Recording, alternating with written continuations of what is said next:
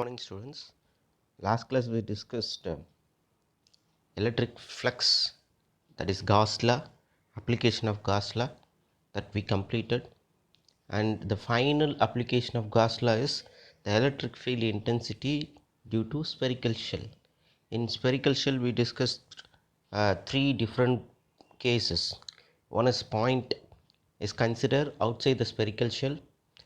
Next, a point on the surface of the spherical shell. Third one, inside the spherical shell. The inside the spherical shell is has a greater application is called electrostatic shielding that we will discuss today. What is electrostatic shielding? Electrostatic shielding is nothing but a cavity inside the conductor. Look at this diagram. So the outer surface is a conductor and electric fields are present outside the conductor. Inside the conductor the electric field is zero.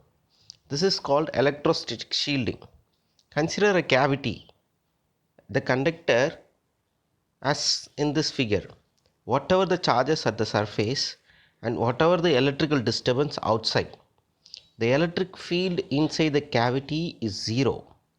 A sensitive electrical instrument which is to be protected from external electrical disturbance is kept inside the cavity is called electrostatic shielding. In another way we can say it's a process of isolating certain region from a region of space from an external electric field is called electrostatic shielding. One more time, what is electrostatic shield?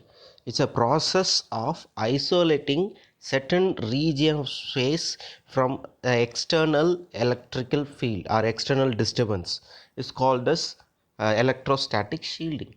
It has a greater application, day-to-day life application is why is it safer to sit inside the car during lightning and thunderstorm?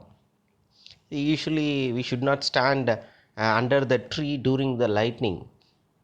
The reason behind, during the lightning uh, and thunder, it is always safer to sit inside a car or bus or metal covered body than the open ground or under the tree. The metal body of the bus provides electrostatic shielding.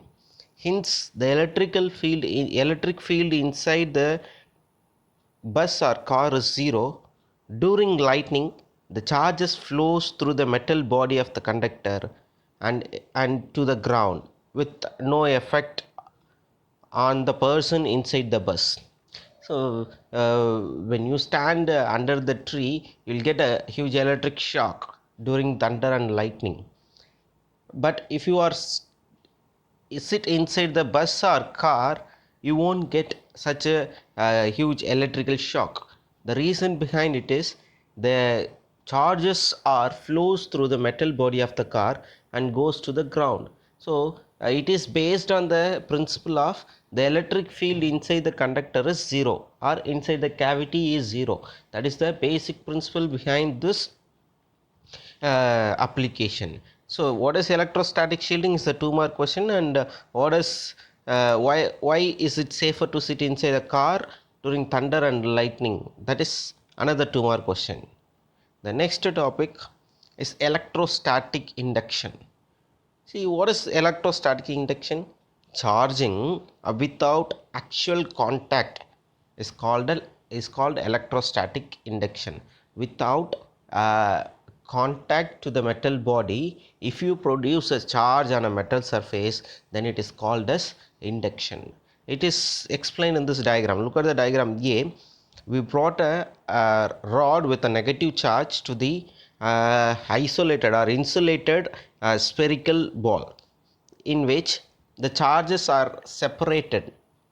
The positive charges will be attracted towards the negatively charged rod, and if you earthen the hollow sphere or earthen the insulated sphere, the negative charges will goes to the ground and only positive charges will be accumulated on the surface.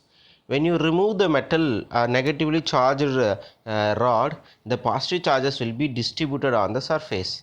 So here you are created positive charges on the insulated sphere without any contact between the negatively charged rod. So this is called electrostatic shielding.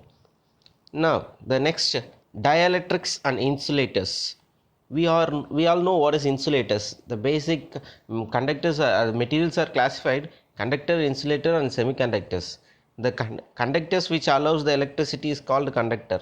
The metal which do not allow the electricity to flow through is called insulator. A dielectric is a non-conducting material and it has no free electron. The electron in a dielectrics are bounded with an atom. So since all the electrons are tightly bounded to the atom, there is no free electrons to carry the electricity. Such materials are called as insulators or dielectrics. The example for this dielectrics are ebonite, glass, and mica, in which the huge number of electrons are tightly bounded to the nucleus. So there is no free electron, but it is possible to make this dielectric to be a conductor. But in order to make this dielectric to be a conductor, you need to apply external energy, huge amount of external energy.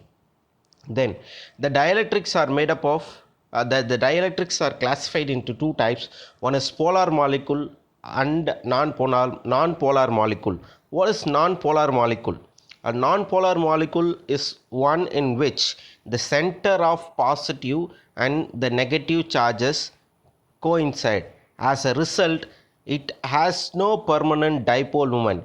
Since positive and negative charges are coincide, that means they accumulated in a same region or without any space, are called a non-polar molecules. Since they are placed very coincide with each other, there is no dipole moment. Example for this non-polar molecules: oxygen, hydrogen, carbon dioxide. Look at the diagram, you'll understand.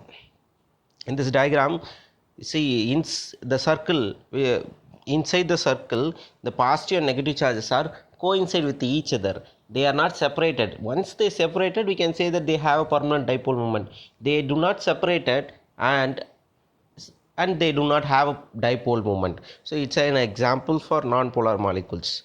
Then polar molecules, see, opposite to the non-polar molecule, there the non-polar molecule in which positive and negative charges are coincide, but here they do not coincide. In polar molecules, the center of positive and negative charges are separated even in the absence of external electric field. Since they are separated, they should have a permanent dipole moment. Look at the diagram. In this, each molecules has positive and negative charges are separated by a small distance, and hence they have a permanent dipole moment. The next topic, polarization. Polarization is defined as total dipole moment per unit volume of a dielectric. See, in a polar molecule, if you take a unit volume in which you have a number of dipoles, so in which the total dipole moment per unit volume is called as polarization.